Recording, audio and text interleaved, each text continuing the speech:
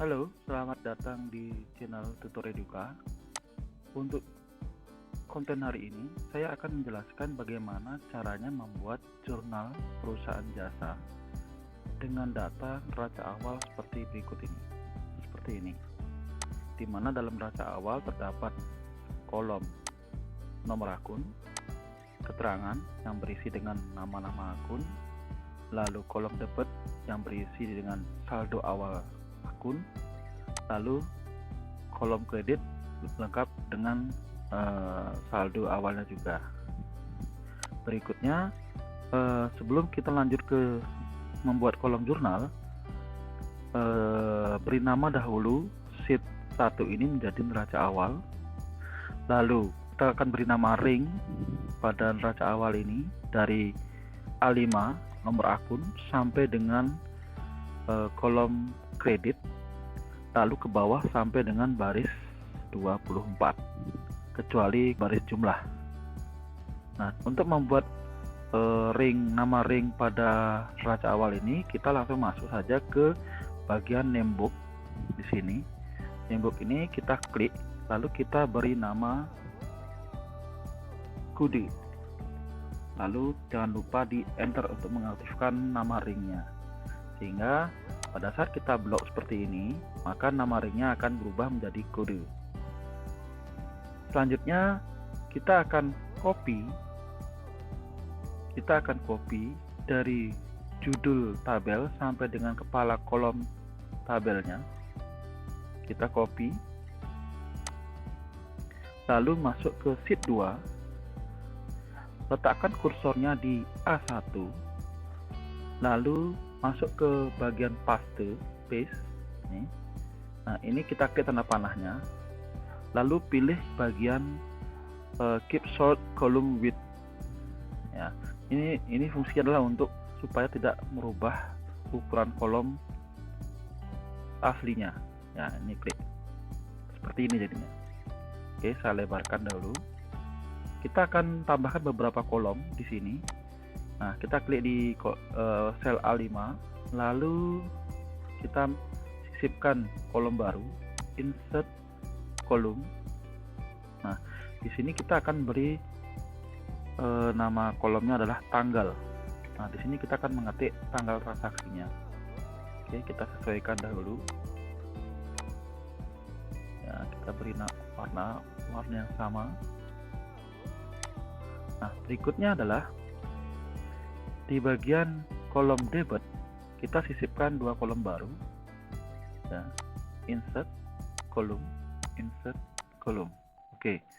Nah, di kolom D5 di sebelah kolom keterangan, kita isi dengan D atau K. Di sini kita akan meletakkan status apakah transaksi itu masuk ke bagian debit atau kredit. Kita sesuaikan dulu kolomnya. Berikutnya kita masukkan di kolom E5, yaitu nominal.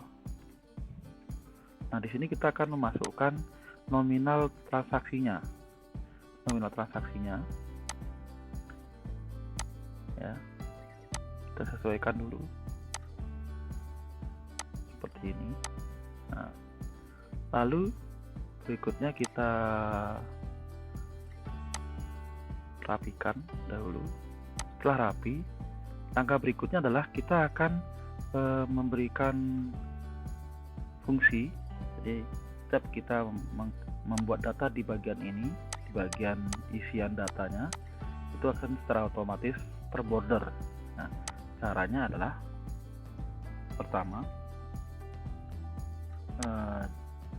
di blok pada baris 6, lalu tekan Ctrl Shift down seperti ini, lalu ya, naikkan kembali, lalu masuk ke bagian conditional formatting, lalu new rule, lalu berikutnya pada bagian new formatting rule ini masuk ke bagian use a formula to determine which cell to format, bagian ini. Lalu kita klik di bagian ini, format value where this formula is true, lalu klik pada bagian tanggal, bagian tanggal. Nah, akan muncul di sini adalah SAS6 di sini nama selnya. Nah, untuk SAS6 ini kita hapus yang S di tengah-tengah ini. Kita hapus dulu 6 dan S-nya, lalu kita tambahkan angka 6 kembali. Setelah itu kita isi dengan lebih besar, lebih kecil, tanda petik seperti ini. Nah, lalu masuk ke menu format, kita isikan dengan border. Kita masuk ke border, lalu pilih outline, lalu klik OK. Setelah itu kita pilih klik OK kembali. Nah, jika kita memasukkan data, misalnya seperti ini, 01/02/2022, maka secara otomatis dia akan terborder seperti ini. Nah, jika dihilangkan maka dia akan hilang. Oke, langkah berikutnya adalah kita akan memberikan rumus pada kolom keterangan ini. Nah, pada kolom keterangan ini kita akan memberikan rumus gabungan, yaitu rumus if, and, dan lookup. Nah, apa saja fungsi dari rumus tersebut? Mari kita simak. Yang pertama adalah, ini saya akan zoom, sama dengan if, kurung buka, jika data pada kolom D itu menunjukkan sama dengan status D, maka tanda petik. Nah, tanda petik ini berfungsi untuk tidak memberikan jarak antara nama akun dengan garis pinggir, ya, tidak memberikan jarak, ya. Sehingga kalau dia debit maka dia tidak memberikan jarak, tapi kalau kredit dia akan memberikan jarak, seperti itu. Lalu kita lanjutkan dengan rumus pemanggilan nama akunnya, yaitu dengan menambahkan kode dan lalu kita masuk ke rumus lookup, rumus untuk memanggil nama akunnya. Lookup, kurung buka, kita masukkan nomor akunnya di sini, sel nomor akunnya B6, titik koma, kode. Tadi kita sudah memberikan nama ring pada neraca awal, yaitu dengan nama kode. Kita masukkan kode karena source datanya ada di neraca awal. Lalu titik koma ada di kolom kedua, ya, nama akunnya. Kode akun ada di kolom pertama, nama akun kolom kedua, debit itu kolom ketiga, kredit itu kolom keempat. Lalu kurung tutup, titik koma. Nah, ini untuk status true-nya, ya. Lalu kita masuk ke false-nya, yaitu dengan menekan tanda petik. Nah, ini kita beri jarak dengan menggunakan spasi, 1, 2, 3, 4, 5, 6, 7, 8, 9, 10 angka. Lalu tanda petik, lalu kita masuk ke lookup langsung, sama dengan yang di depan, dan lookup kurung buka, ini sama rumusnya, ya. Lalu nomor akun, titik koma, lalu kode, titik koma, lalu 2, kurung tutup. Jadi kalau dia D, maka nama akun itu akan masuk ke dalam kolom keterangan tanpa memberikan jarak. Sedangkan jika dia K, otomatis dia akan memberikan jarak seperti ini. Lalu kita enter. Nah, semisal ini adalah akun K 1101, kita masukkan, kita coba. Lalu di sini kita isi dengan debit, ya, maka otomatis kas itu akan ke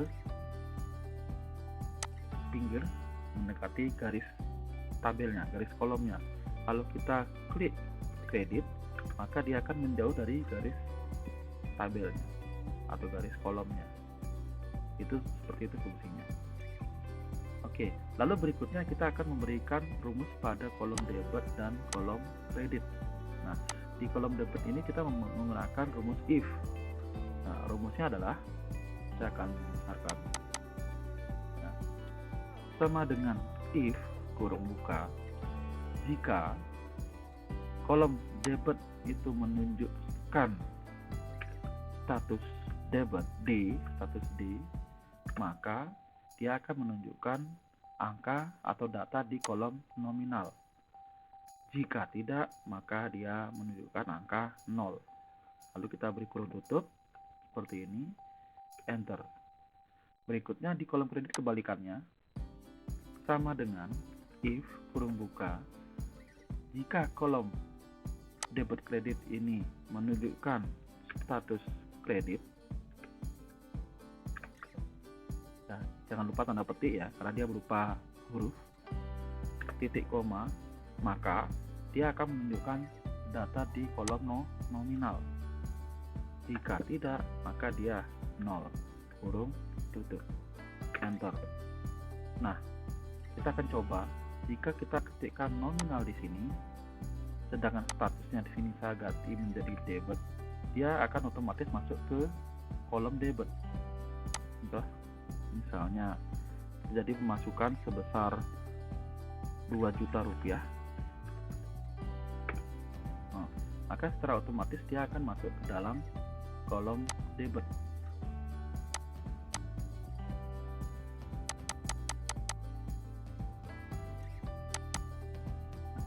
Jika kita status ini kita rubah ke status menjadi kredit, maka dia angka di sini akan berubah masuk ke sini. Di sini akan kosong. Di kolom debit akan kosong, di kolom kredit akan terisi seperti ini otomatis. Oke, kita coba transaksi pertama. Itu ada pemasukan kas dari pemilik perusahaan, yaitu tanggal 2 bulan 1 2020. Jadi pemasukan di debit sebesar 2 juta rupiah. Akun yang dipengaruhi tentunya kas dan modal 3101 ya untuk modal. Oke, ini belum kita copy ya, kita copy dahulu seperti ini. Nah, ini juga kita copy rumusnya. Oke, ini lupa. Oke. Nah, transaksi ini berada di kredit dengan nominal yang sama, yaitu juta. Ya, ini belum kita copy juga. Nah, seperti ini. Lalu transaksi kedua, contoh lagi satu transaksi saja, 03-01-2020. Misalnya ada pendapatan yang masuk. Pendapatan yang masuk itu 101 untuk masukan kas di debit, maka otomatis dia kasnya akan ke pinggir. Kalau kita ketik kredit, maka dia akan memberikan jarak debit sebesar 1.200.000, maka otomatis angka ini akan masuk ke bagian debit jika statusnya debit ya. Lalu berikutnya 4101, dia masuk ke pendapatan usaha karena ada pemasukan ya dari kegiatan usaha. Ini kredit. Kalau ini statusnya kredit, lalu kita isi angka dengan 1.200.000, maka otomatis yang terisi adalah bagian kreditnya. Setelah semua transaksi selesai, ini contoh saja ya, maka kita akan jumlahkan kolom debit dan kolom kredit dan pastikan hasilnya adalah seimbang atau balance. Di sini kita ketik jumlah, lalu di sini kita jumlahkan sama dengan sum. Ini hasilnya 3.200.000. Lalu hasil dari rumus ini kita copy ke samping, lalu kita tarik ke kanan ke kolom kredit. Nah, jika muncul seperti ini, kalian tinggal lebarkan kolomnya sedikit. Nah, seperti ini. Oke, demikian tutorial membuat jurnal. Semoga bermanfaat. Sekian, terima kasih.